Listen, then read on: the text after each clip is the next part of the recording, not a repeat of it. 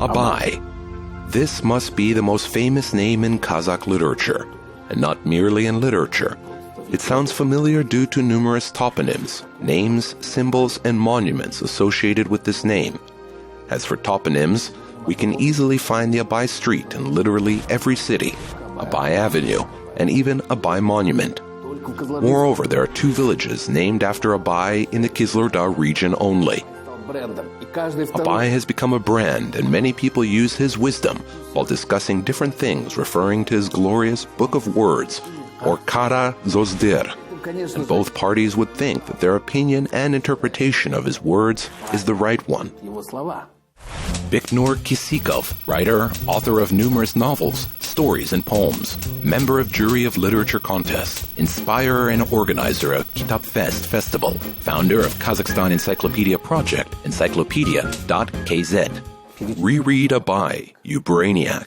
Read his Book of Words, and you might become even smarter, one might say to his opponent, dropping casually this glorious name. We love name-dropping, indeed, and Abai's name has all rights to be considered as great.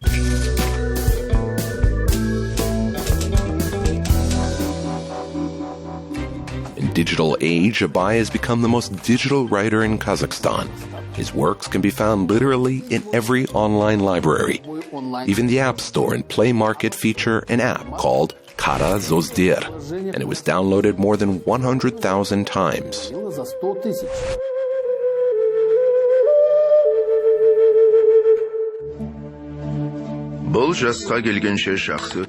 'For have I lived good or bad, I overcame a lot, in struggles and quarrels, trials and arguments, sorrows and worries. I aged and I am old.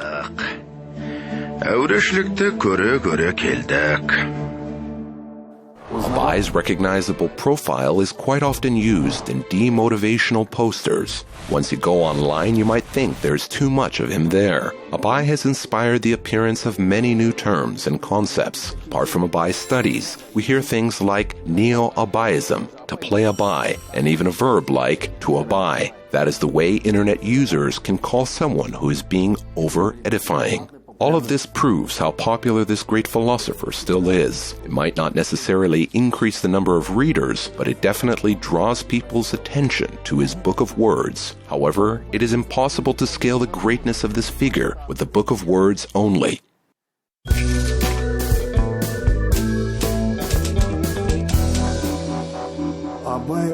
Abai, well, he has always been seeking for an alternative of negative alternative.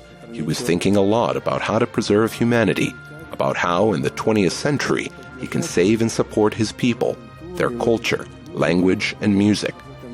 At the same time, he was the person who, back then, was needed badly, someone who could speak about these matters in Kazakh steppe manner, who could always raise worrying issues, how to mobilize spirit and human consciousness in order to battle upcoming adversities.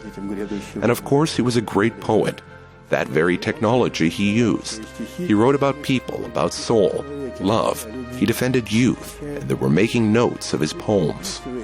The best gift at any wedding were Abai's verses. People from all over the steppe were visiting him, and after their visit, they would distribute his poems and songs. This persona had an incredible influence on history.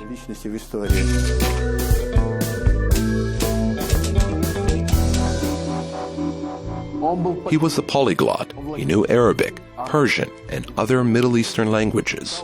He was reading works of Middle Eastern classics, Navoy, Ferdowsi, Nizami, Saadi. He wrote more than 170 poems and made about 56 translations. Influenced by Eastern poetry, he wrote amazing poems, The Tale of Azim, Mazgud, Iskander.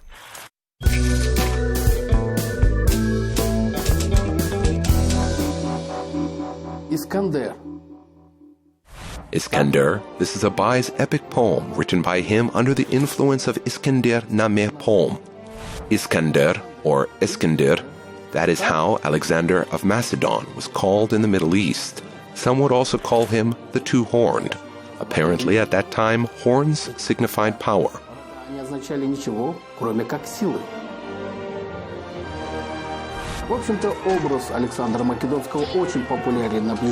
Figure of Alexander the Great was very popular in the Middle East. There were numerous tales, legends, and poems featuring him. Abai followed this tradition, but with a twist. In his poem, Alexander the Great is a jealous, greedy, and cruel conqueror, whereas Eastern poets usually were glorifying the man.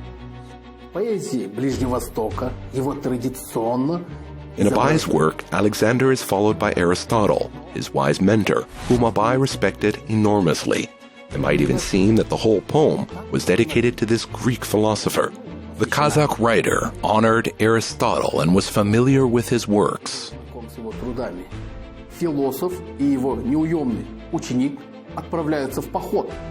The philosopher and his naughty disciple embark on a journey in an attempt of conquering the world. On the road, they argue about morale, good and evil. They talk about global issues of the universe until they find themselves in front of the gates of some lost mountainous city. The guard approaches them and hands them a bundle with an orbit bone. The philosopher and the conqueror decide to weigh it because the guard is claiming that the bone is the heaviest thing on the earth. On the one side of the balance scale, they put the bone, and on the other, their swords and armor. However, the bone outweighs everything. Then one of them decides to put a handful of soil on the scale, and suddenly it outweighs the bone. This heavy bone has made Alexander the Great realize everything turn around. The poem condemns his conquest, his violence, greediness and glory hunting, his cruelty. Man on an evil path will eventually face his death. In this poem, Alexander has realized that fully and is full of remorse.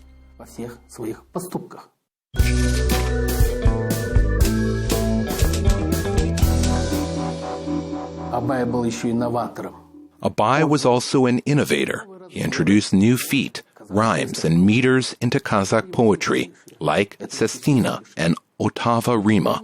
But I'm curious about not only his poetic or philosophical legacy, but also a musical one, because Abai was a composer as well.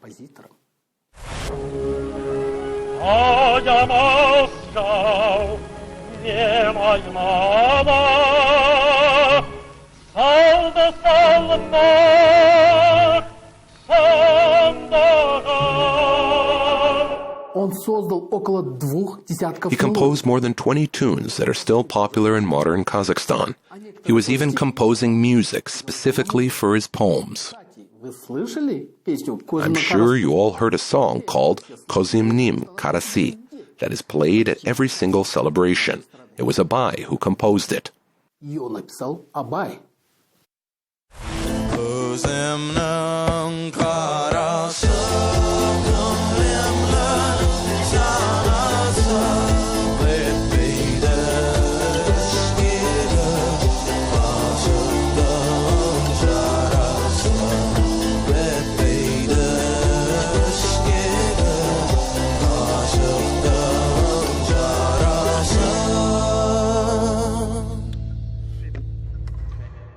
This song was performed by many prominent artists of modern time, from Alibek Nishev to Kazakhstan's pop king, Kairat Nurtaz. And this is the biggest proof of the fact that Abai is still popular today. But how was he perceived by his contemporaries? Of course, he was considered as a scholar, as an intellectual, but many have also critiqued him mercilessly. They would say that Abai was lazy, careless, and that his only hobby was literature. Son of a rich man, people would say. Of course, in severe conditions, the Great Steppe, where there was no electricity, gas, or central heating, people were preoccupied with survival problems. They wouldn't think of literature. That's why creativity was a privilege of a small group of people who didn't need to bother themselves with trivial life issues. Things are not different today. Creativity is hardly ever a decent source of income.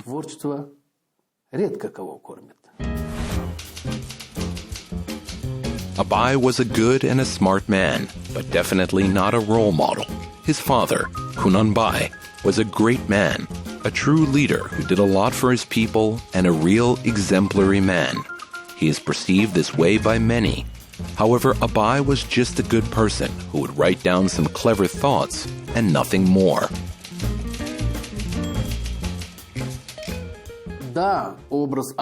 Indeed, Abai's image remains controversial even today.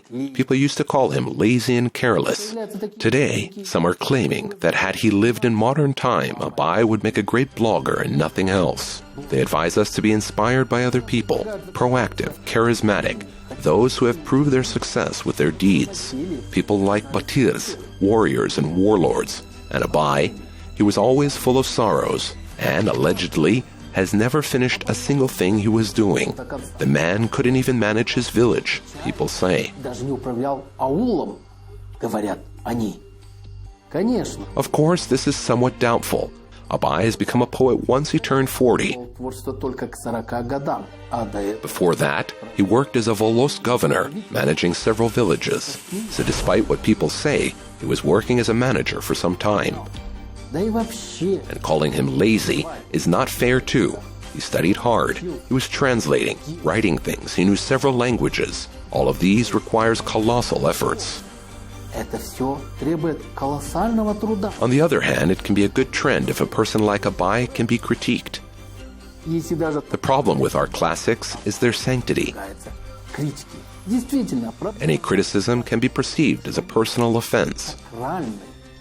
It is almost impossible to find a person in the world literature who was respected as much as Abai is respected among Kazakhs. It is fair to say that Abai is like Goethe for Germans or Socrates for Greeks.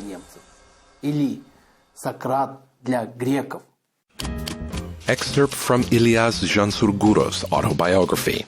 Once in 1914, I came across a Kazakh newspaper. There was a feature about Abai called The Most Important Kazakh Poet. It was the first time I heard about him. I wanted to get hold onto his book so much. In the article, it was said that the book can be bought in Semey, in Kopbai Baiselu's shop. 1 year after, I wanted to purchase grain, and at that day I stayed overnight at my school friend Sota Karabai's place. In conversation, he mentioned that he can get me the book for 1 tenge. I took 70 tyuns from the money my father gave me for grain. And I sold a sack for 30 kopecks more and begged my friend to buy me the book. It was the first edition of Abai. I was reading it while riding a horse and I was overwhelmed with joy. Abai has influenced me immensely. My conscience awakened. I started to binge read. My life became easy. I felt as if I was shaken. I was feeling the changes around me with my whole heart. I had an immense desire to write, good or bad, but I was writing all the time. So, who would Abai be has he been our contemporary? Blogger or poet? Social networks live in their own tempo. Internet does not approve of long moralizations and especially edifications. Of course, some bloggers write in this genre, and they're being constantly condemned for that. Social media popularity today is all about hype and scandals. There is no place for morals. That's why, in order to become a blogger, Abai would have to change his writing style. Abai, we know, wouldn't fit in the social media world. Of course, some internet users would still follow him and even quote, but in the time of clip thinking, people wouldn't be able to enjoy his greatness at its fullest. Abai was a great fit in his own time, but wouldn't be today. However, cultural and spiritual heritage of his works is still relevant today. It helps us to connect to primordial steppe wisdom that we have lost at some point in our history. Time flies just like wind, driving the waves of generations, and where? To the great shore of happiness.